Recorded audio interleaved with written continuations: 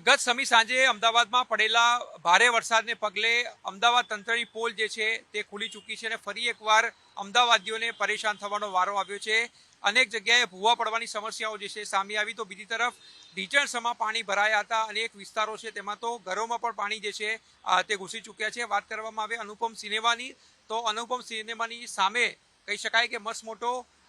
ભૂવો જે છે તે પડ્યો છે અને રોડ બેસી જતા ક્યાંક ને ક્યાંક રસ્તો જે છે તે બંધ કરી દેવાની ફરજ પડી છે। પાસે જે છે એક સાઇટ આવેલી છે અને તેમાં બિલ્ડિંગ જે છે તે બનાવવાનું કામ ચાલતું હતું અને જે રીતે દિવાલ ત્યાં ચડાવવામાં આવી હતી અને સાથે સાથે જે સ્પેસ છોડવાની હોય તે પણ ક્યાંક ને ક્યાંક છોડવામાં નથી આવી અને તેના જ કારણે ભૂવો જે છે તે પડ્યો હોઈ શકે છે। સાથે સાથે પાણીમાં પણ જે છે લાઈન હતી, ગટરની પણ લાઈન હતી, તેમાં પણ ભંગાણ થયું હતું અને તેના જ કારણે આટલો મસ્ત મોટો ભૂવો જે છે તે પડ્યો છે। જમીન જે છે તે ધરાશાયી થઈ ચૂકી છે અને લોકો હવે એક જ પ્રશ્ન પૂછી રહ્યા છે કે તેમના ટેક્સના પૈસા ક્યાં જાય છે, કારણ કે દર વર્ષે Ahmedabad municipal corporation pre monsoon પાછળ કરોડો રૂપિયા જે છે તે ખર્ચે છે, પરંતુ તેઓને તેનું વળતર જે છે તે નથી મળતું અને હાલ પણ જોઈ શકાય છે કે જેસીબી મૂકીને રસ્તો બંધ કરી દેવાની ફરજ પડી છે અને લોકોએ ટ્રાફિકમાં જે છે તે ફસાવાનો વારો આવ્યો છે। એટલે જોવાનું એ રહે છે કે